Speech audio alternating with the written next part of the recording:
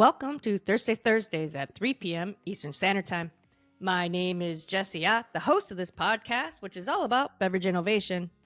I talk with innovation pioneers from agriculture to glass. Thank you for listening, and be sure to subscribe to be notified of all new episodes.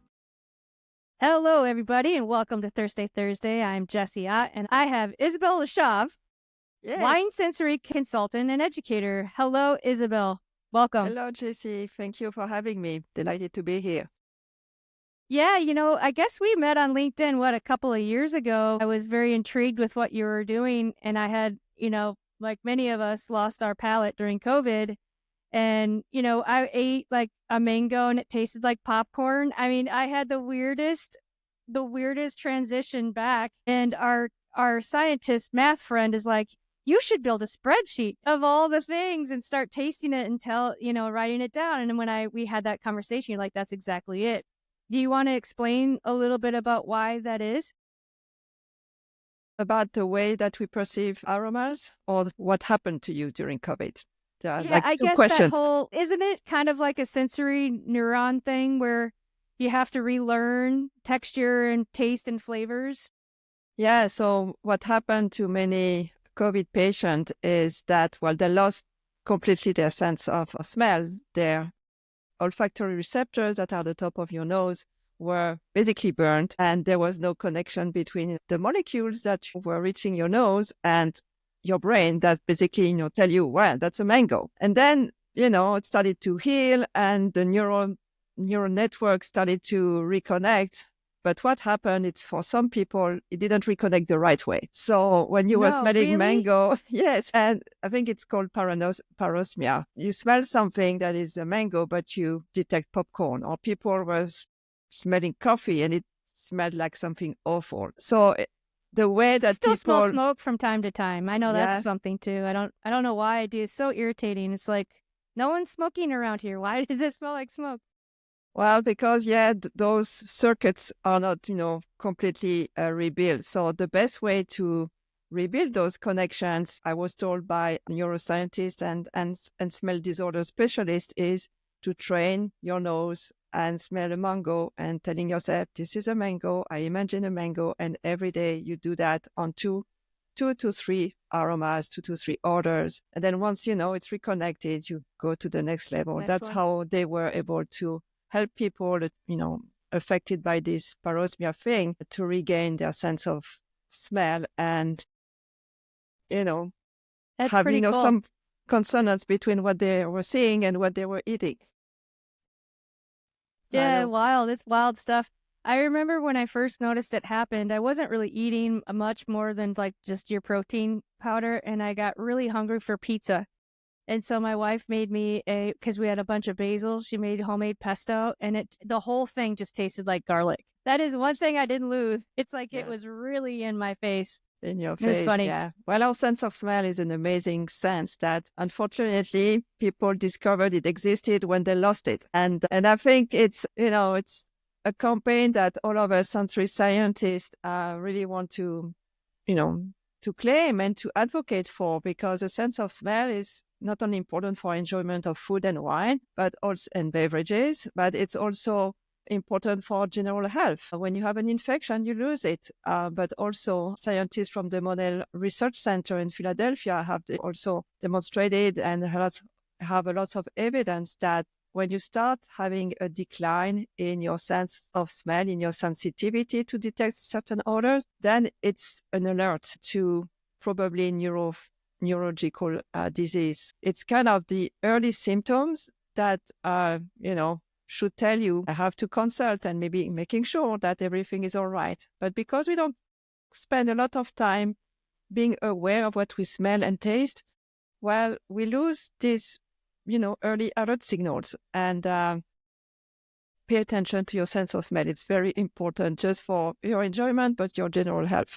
Yeah, that's actually really interesting. It's those things we take for granted, every day. Yeah. Isabelle, where are you calling from today? I'm calling from Atlanta, Georgia, in the southeast of the U.S. Okay, I'm in Orlando. Not so far. Not really close, but not so far. Yeah. Nice. Yeah, I love it here. Good. What part of Atlanta are you in? I live in Midtown, so Okay. yeah, I'm a city person, but we have a nice park and lots of places we can walk because being a European, I think that will be your next question. Being a European, I like to walk wherever I want to go. Yeah. Yeah, we're my friend from Iowa's here and she loves to walk and she loves trains and so we have a really nice train system here and she was just tickled. We did it a couple days ago. We're going to do it this afternoon and head to the opposite direction and it'll be a 3-mile walk by the time, we get there, but it's like, yeah, that's very European. It's pretty normal. Exactly. And it's a pretty cool part of town, but so where are you from? So originally I'm from France. I was born and raised in Reims, Reims, as the British said, Okay. in Champagne. Champagne So, area. hmm and yeah, I was in France for my first 30 years, and then I moved to North America. Okay. Very cool. I spent 1 year in Rennes at they used to call it École Supérieure de Commerce. So Yeah.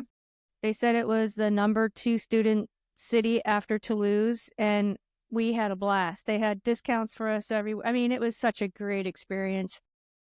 Yeah, I wouldn't change it for the world. that's good. Well, I'm glad you had a great time. Yeah, well, France is a pretty remarkable place. Our school was right across the street from the prefecture, so there were all kinds of fires and protests and stuff. It was great.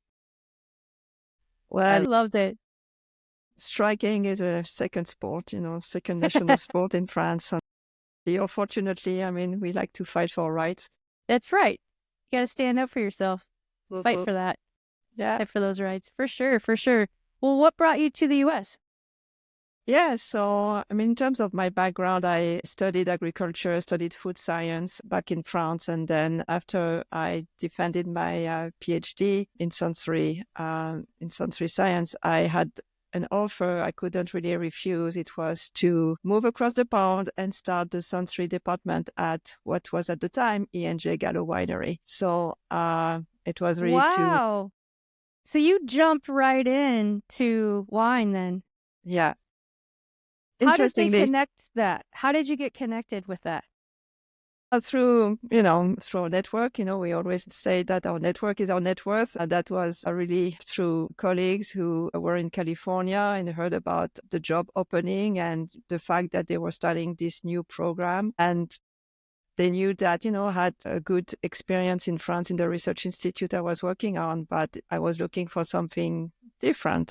Yeah. We started talking and the rest happened, and I landed in San Francisco on a Thursday at the end of November, and I had no clue what Thanksgiving was, just how acculturated I was about the tradition, but I learned very quickly.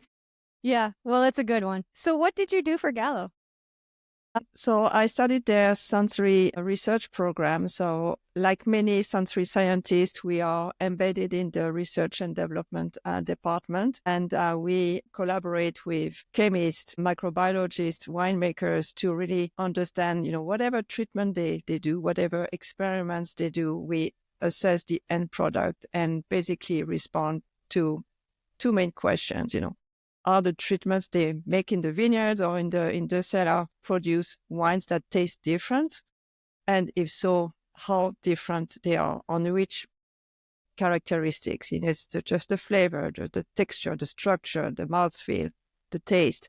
Try to understand very specifically, and I would use the word objectively, what those differences are. So it's really a science in the sense that we collect data in a systematic way, not around the table and, the louder is the one who is right. No, we have specific protocols, That's cool. and we ensure that we collect enough data points so that we can analyze the data with statistics and basically give back results with an opportunity for the team who studied this research to make a decision. No, yes, there is a difference. No, there is no difference. And we have some data to support that. So that's what I started at Gallo, supporting the R&D department, and then moved on to work more closely with our consumer research partners to not only, to start to understand consumer preference, what they like in the wines and what they didn't like, and not just asking people, because we learned very quickly that what people say it's not always what they actually feel or experience. But Or having they them, can't articulate it. and sometimes they cannot. Yeah, most of the time it's difficult to express what you like or don't like in a product. But we collected their sentiment after they were tasting wines, and then we translated that into our sensory measurements to help the winemakers, change maybe some of the aspects of the winemaking, the oak usage, or if they were looking at specific yeast component to make the decisions they had to make. So really understand, the products at its core and how doing different types of experiments, affect the product, but also how it impact, consumers' preferences and appreciation of the product. What have you seen in terms of customer preferences that's changed that kind of surprises you? Well, and I think it's still the case, but the majority of consumers, in the price range of $10, $20, even at the time, they like fruity and sweet wines, not too oaky and rough on the palate. I said astringent because that's the sensory word, but, um, wine experts would say it's tannic because it's due to the tannins. So most of the people would prefer sweet wines. And I know that in the wine world, when people are thinking about sweet wines, they just think about maybe White Zinfandel, which, had its supporters. At its time. But, a lot of sweet sensations are just evoked by fruity aromas because people taste, maybe some jammy character, and it makes them think of sweet and they perceive it as sweet. So that's also the magic of flavor. Flavor. And when it comes to flavor in the vineyard or, while they're aging, what kind of components can winemakers use to adjust those different taste profiles? Well, I'm definitely not a technician on that part, but our role is really to identify those changes, those perceptual changes, and then they use their tools to adjust their ways of doing. So Yeah, I cannot really comment on that part, but for example, we did a large study on different oak components to learn how, if you use shavings or cubes or staves or, oak barrels, what are the different components, not only in terms of perception, but also chemistry. And that's how you learn, building all those data to start having this knowledge base for the future. Yeah, no, yeah, 100%. So it's so super interesting. So what happened after that, Roel? Well, I got married and moved to Canada. You really meant North America. I was wondering when Canada was going to show up. Well, I mean, it was at the beginning of the millennial, and I really wanted to go back to a more European culture. So Montreal seemed like a great choice. So I set up there and did some consulting for wineries in North America, but elsewhere as well, to help them start their sensory programs. And I have to say that, a sensory program, can apply to small operations. It doesn't have to think about, you need to be huge operations like Gallo or other companies. You can implement very simple sensory practices in small operations to start collecting good data to help you make decisions. So I did this for a few years, and then joined the Cool Climate Enology and Viticulture Institute at Brock University in Ontario, Canada, where I led the institute for 4 years, and then moved to another research institute where I was in charge of product innovation and consumer insights, focusing more on horticulture products. So I applied sensory science to beverages, wine in particular, but also vegetables, fruits, even ornamental plants. So you can really, it's all about studying the interaction between human senses. So us people, how we interact with a product through our senses. So our vision, our smell, our touch, etc. So it was a great experience. And then, as you can see through my, my journey, I like change and I like to learn and experience and push the learning is boundaries. great. I moved back to the US to work for the Coca-Cola company. And that's why still in Atlanta, where I worked as a principal scientist, again, to support research and development and consumer research for beverages, mainly non-sparkling beverages, so juice, coffee, tea, dairy products. And and the most recent appointment was for a food ingredient company called Kerry, where I also led the global team to really develop their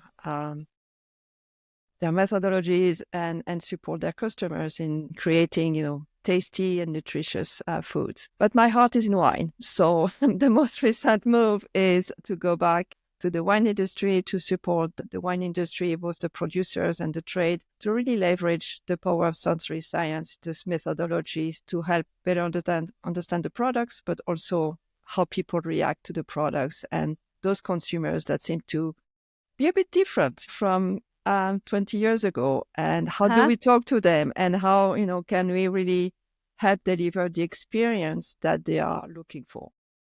Yeah, it's definitely time to evolve and figure out, how do you connect to a group that doesn't want to drink quite as much and less alcohol and less occasions Mm-hmm. and, really engage with them. I mean, I think that there are a few pretty young brands out there that have been able to encapsulate that because of social media, Yeah, right?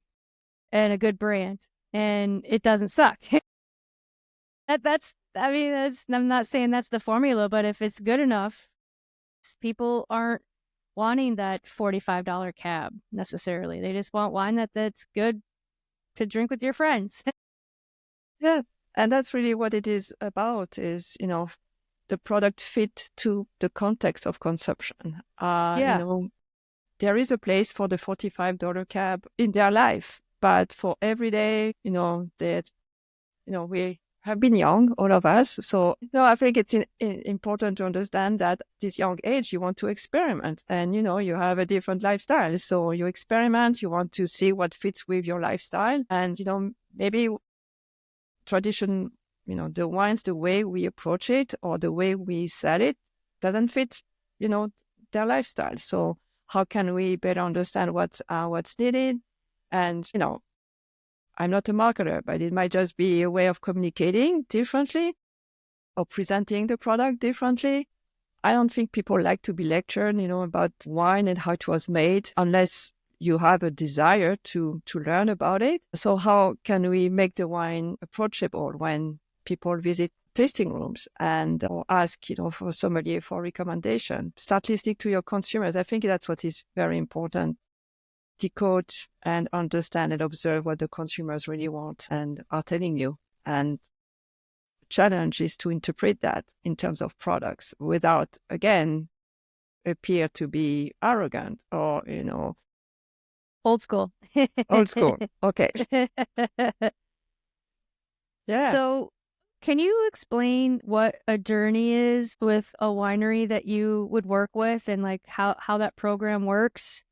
Because it Yeah. sounds like that's really kind of the heart of what you really love to do is to help companies see the benefit of this sensory program and how it can help, you know, Yeah. find new consumers.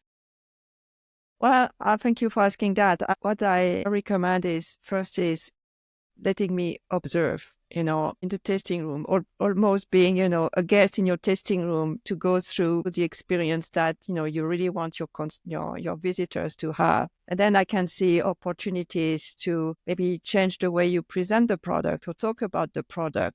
I think the biggest opportunity that is not leveraged at this point is capturing the comment of the visitors or, the tasters.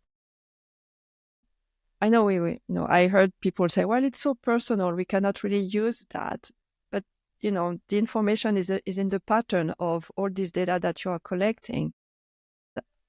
As a sensory scientist, when some, consumers are expressing a certain way, you can start prompting, what it means, what it reminds you of, what color does it evoke, what imagery does it evoke.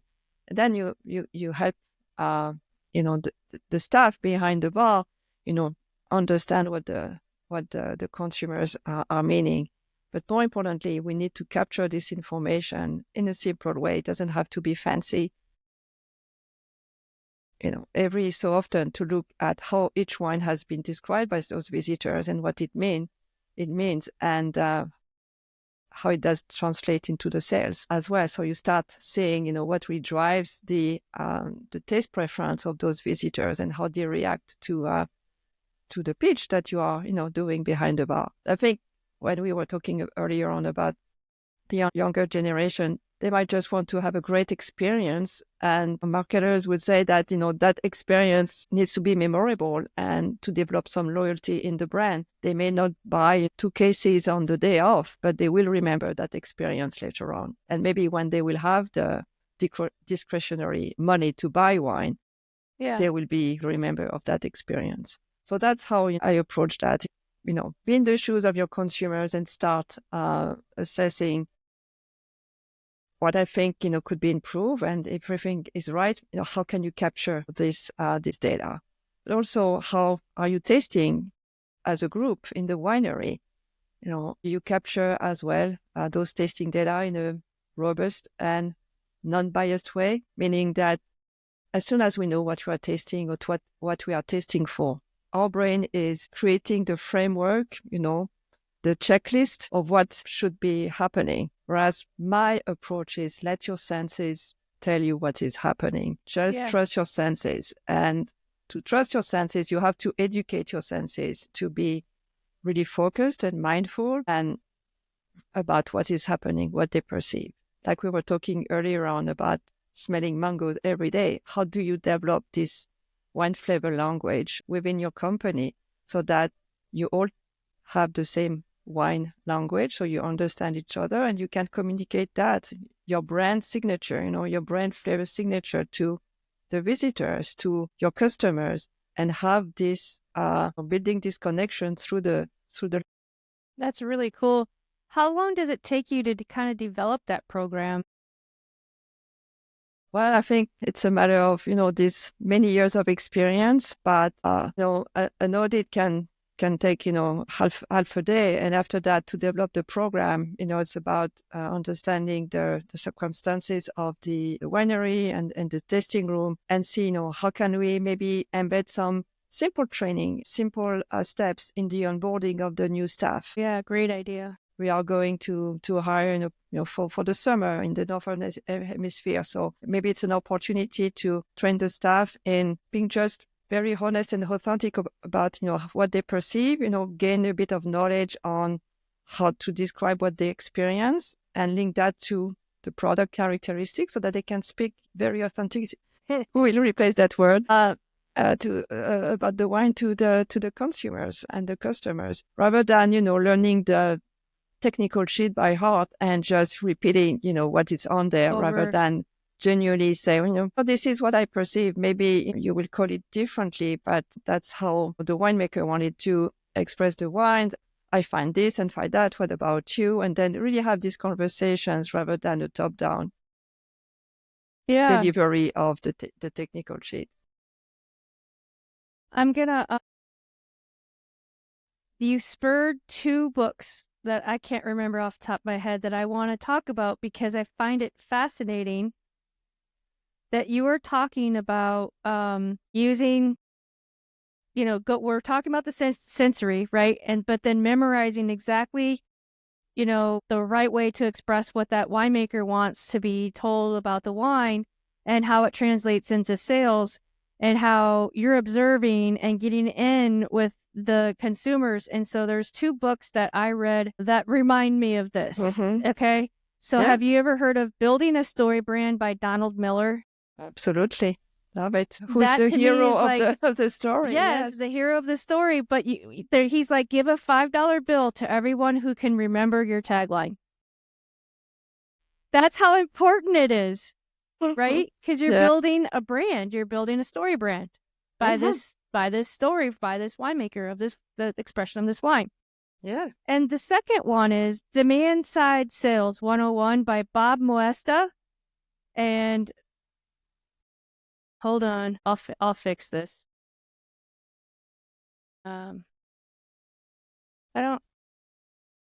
I I find it fascinating with Bob Mwesta and Greg Engel. So this book talks about how when you have a sale, kind of like what you're talking about, when you are in the tasting room Mm-hmm. and you are learning exactly what they're saying, what they do when they make a sale, and he's built and sold a gazillion companies with this technique. But what they do is they ask a million questions after the sale to find out, well, what was the real reason you bought it from? Mm-hmm. XYZ or whatever the case may be. And so getting that articulation from the customer right then and there at point of purchase is really important, because that can change your whole marketing plan, and Yeah. how you go and approach those businesses. So I love how what you're doing ties into the two really big pieces, obviously, of building a company: marketing and sales. Yeah. Well, it's so important to build that rapport. And I know, there's so much time in the tasting room, and people might have a schedule when they come and visit. At the same time, it's such an opportunity to learn from the consumers, hear how they speak without, intimidating them. You don't want to block them and just hear, yeah, it's fine. Oh, yes, I like it. But, it's really about building that rapport and learn from them. But, it requires a bit of training into, what prompts you want to use to get to, especially if you want to learn what they like about your wine or what they don't like. And that's okay. It's a learning experience to have them talk to you in a genuine way. Yeah, I love what you said there, prompts, because my whole life is chat GPT, and I'm I know. constantly learning prompts. But you're right. You got to prompt people to, you got to figure out how to ask the question that's interpreted in the way that you can get an articulated answer. And Yeah. I like that a lot. And, if you don't have time in the tasting room, I mean, many wineries have wine clubs. And wine Yeah. clubs, you can create, Yep.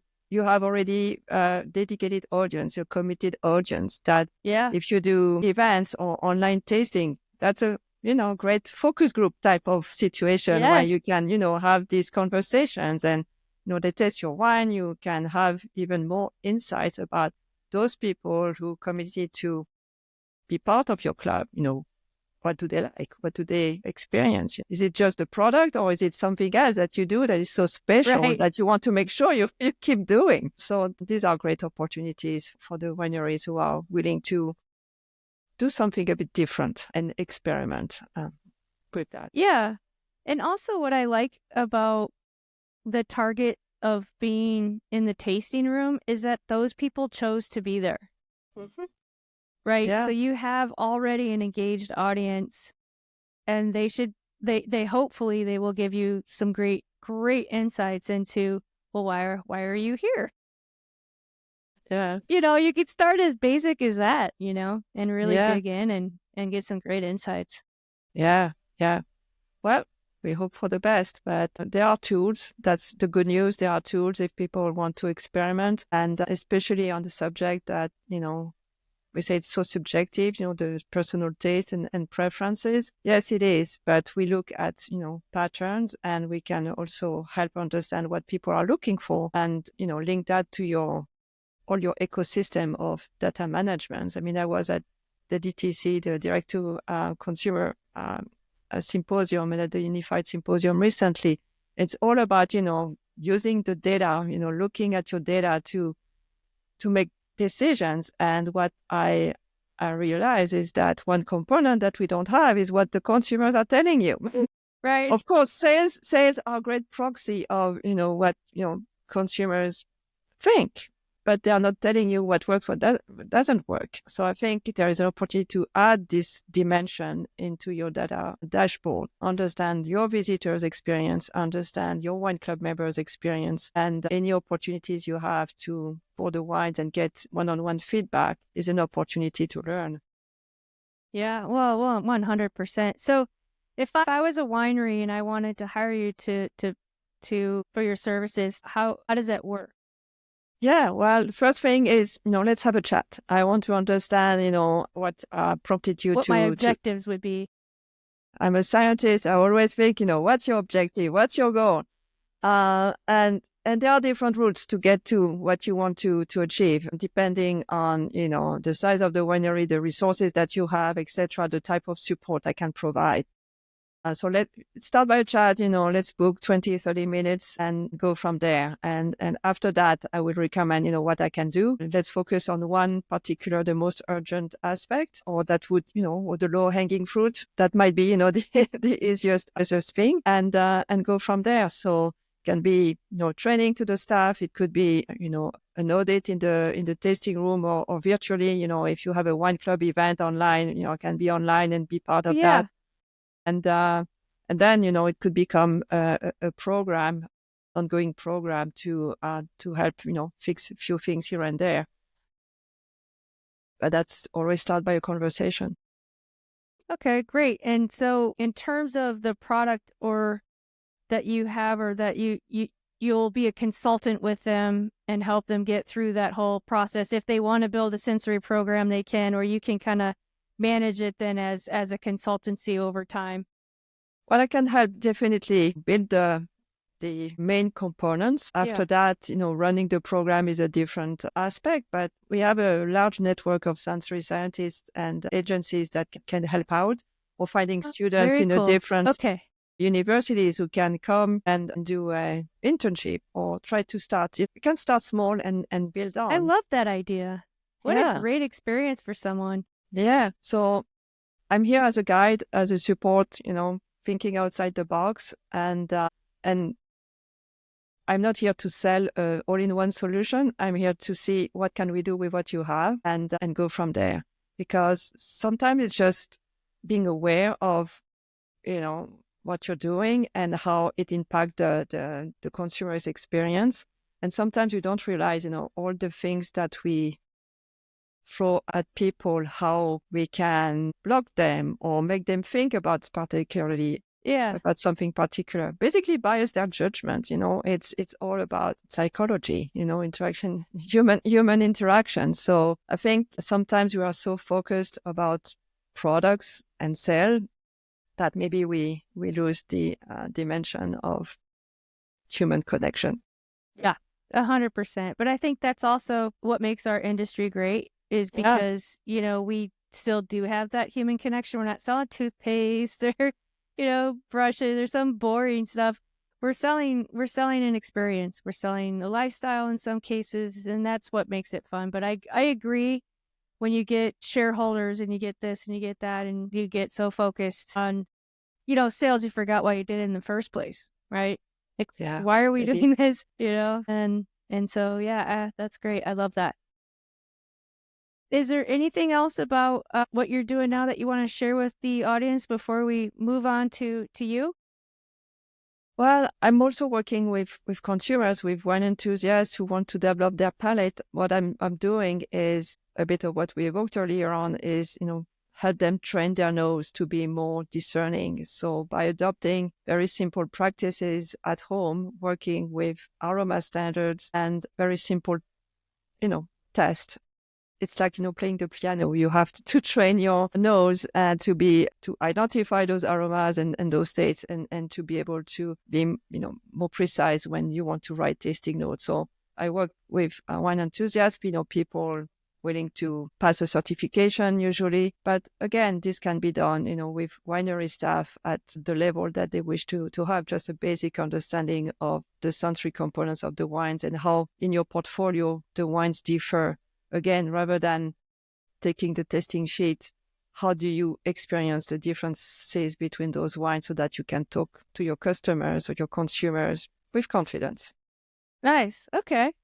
So how do they get in touch with you? Well, on my website, it's Innovinum, INNOVINUM.com. Vinum, wine in Latin, and innovative. And I'm on LinkedIn as well. So that's why you will find me most of the time. Okay. Yeah, that's obviously how we met.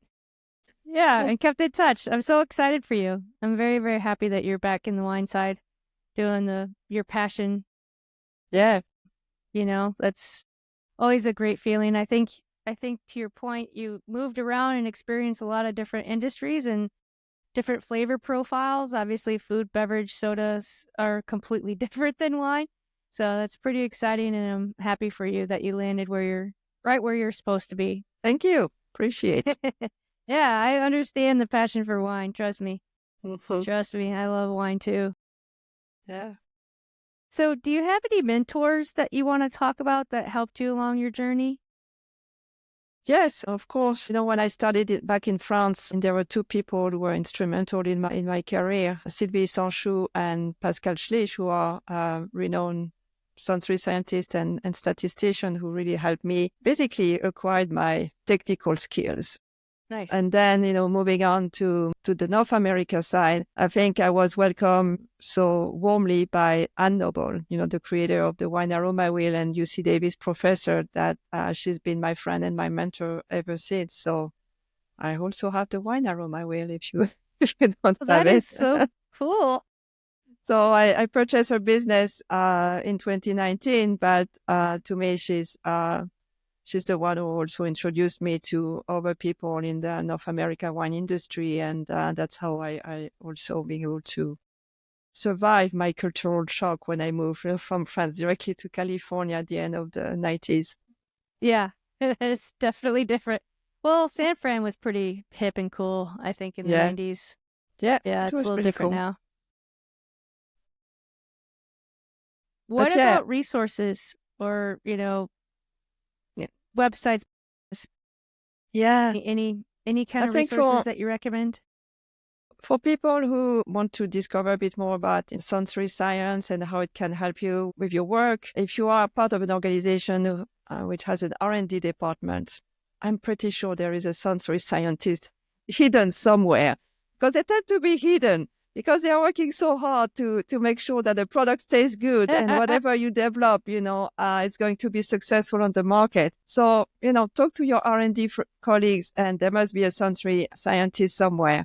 If not, we have a Society of Sensory Professionals. It's a professional organization where, yes, it's for us, but it's also a network that you can tap upon if you are looking for support in sensory evaluations of your product. If you're a startup and you're looking for, you don't want to build a sensory department, but you're looking for some help, I mean, you can always ask me, but this resource is available. As well as the Institute of Food Technologies. They have a sensory and consumer science division where you have many great people sharing their knowledge and expertise.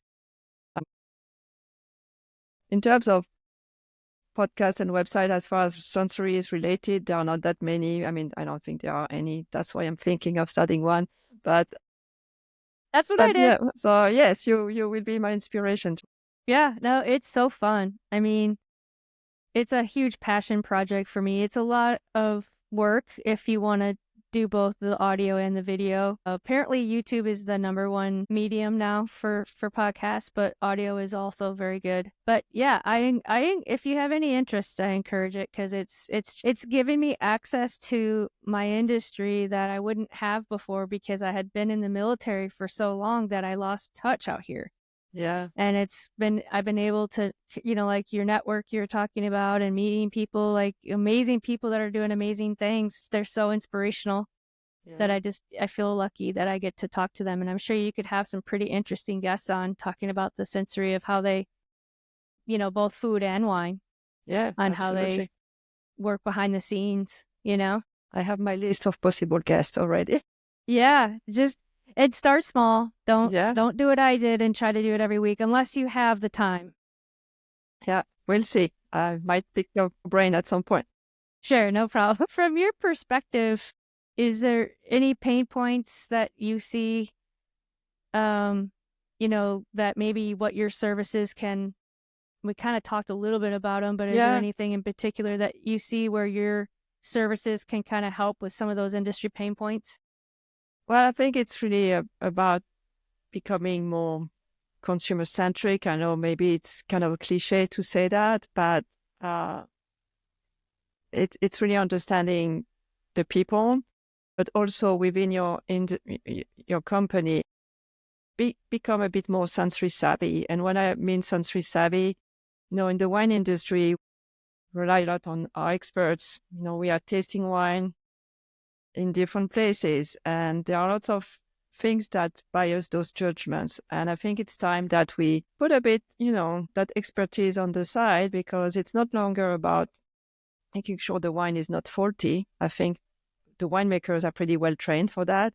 But it's more about, when we want to communicate, it's about, how can we talk about our wine, its relation to the sense of place, its relation to the occasion, the lifestyle.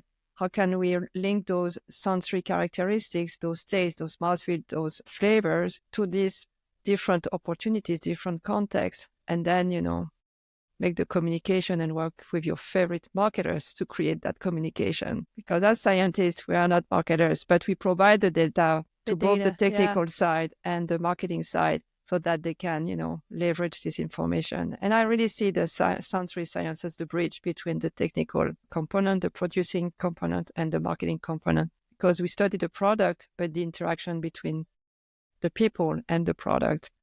Yeah. So we that is talk to both sides. Yes. I really love that. And what do you think is the outlook for the wine industry? I mean, I know you hear they're struggling and whatnot. Well, I'm very optimistic. I feel very optimistic because, yes, I've been to these 2 conferences recently, and many presentations studied by, sales decline, Gen Z doesn't want your wine. But there were good success stories. And the good success stories were about, well, you have data, use the data to see, the opportunities. Listen to people, try to experiment with different ways of presenting your products. Those success stories are inspiring. So I think it's about to looking on this side of the of the equation, what is it's working, rather than becoming depressed. And I realized that the wine sector is fragmented. There are lots of pushback or challenges and hurdles to pass, but at the same time, it's an opportunity to innovate. And innovation doesn't mean to do crazy things. It means to do things differently. Yeah, no, absolutely. 1%. The normal or old school way of thinking or doing may not be enough. You just maybe need to tweak things here and there, just like you're saying, just by getting feedback in a very technical way that can equate to, changes that are great enough to get to those customer preferences. Yeah. And again, your tasting room, your wine club, these are venues where you can experiment. Of course, you have to tell your consumers, we are doing a little, experiment. You want to participate. And then, you test your new images, your new packaging, your new blend, and get feedback. And use that feedback in a constructive way, not just saying, "Oh yes, they like it." No. let's say what they are. Let's listen to what they are saying, and maybe collect additional data to go back to the production or marketing side with good insights. That's really what it is about. Yeah, and I guess you probably could compare that to, I guess, focus groups or feedback on social media, and kind of combine the both and see what makes the most sense, or what seems to be the most consistent response. Exactly. It's about looking at patterns of data, how they intersect. As scientists, we have hypotheses. So let's have some hypotheses about, why some of the things don't work. Let's see how our solutions might work. And we collect data and we say, okay, do we confirm a hypothesis or not? And we move on, we learn. It's really about that journey. Yeah, no, just so much. Isabelle, you have been a delight. I thank you for, taking time to sit down with me and talk about your journey. I think it's really, you talk about your network of sensory professionals, and it's not something I'm familiar with at all. So it really kind of opened up an entire door of, part of the industry you don't think about. No, absolutely. We are very quiet and very reserved, but I think it's time for my sensory colleagues and I to be a bit louder, because it's time as well, because we have all the tools and the knowledge to share with the food and beverage industry. Just use it. Yeah, there are very talented people out there. Yeah, no, I think that this is a great tool for, especially with wines that may be struggling and need that insight or need to get to that next level. Yeah. Or, maybe they're just in a rut and they need to reconvene on, you know, what they're producing. And I mean, there's a plethora of things, right? But I think this is a tool that people don't think about because they don't know it's available. I think that's what it is. I mean, there are great schools at UC Davis and other places in colleges as well. However, it's looked like it's presented more as a research tool where in fact it's a business tool. And, the big companies and medium-sized companies I've worked with, they use it as a business tool to make decisions. And this is what it is about. It's not about just R&D. It's about getting good data so you can have insights. You can interpret those data to help you decide to buy this big piece of equipment or to change your packaging because it resonates with your consumers. Yeah. No, 100%.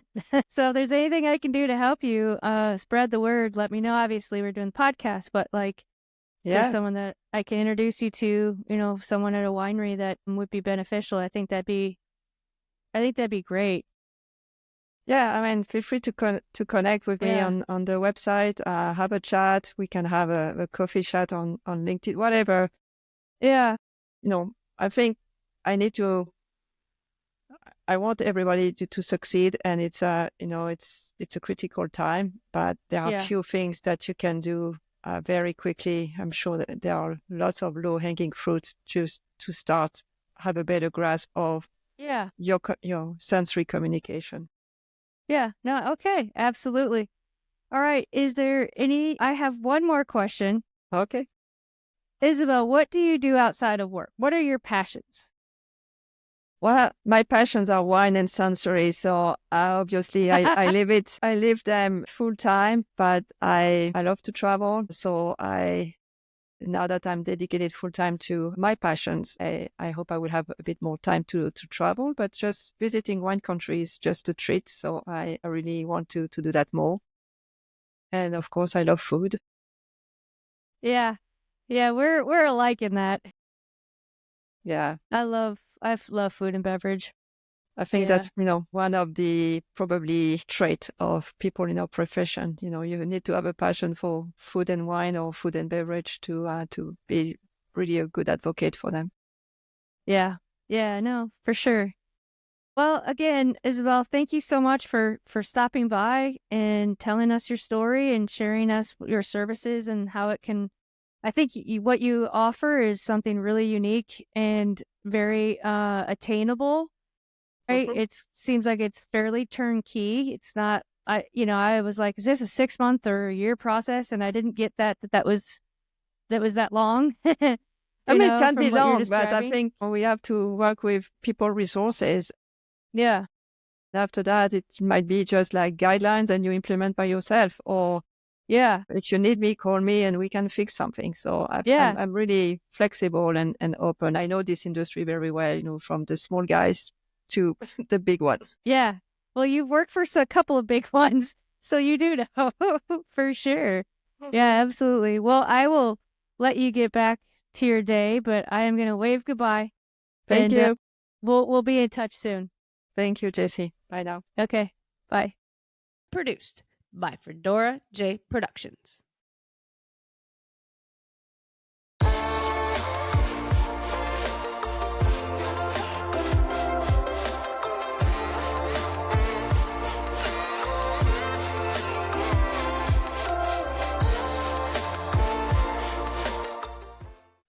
Tune in next Thursday and have a great week.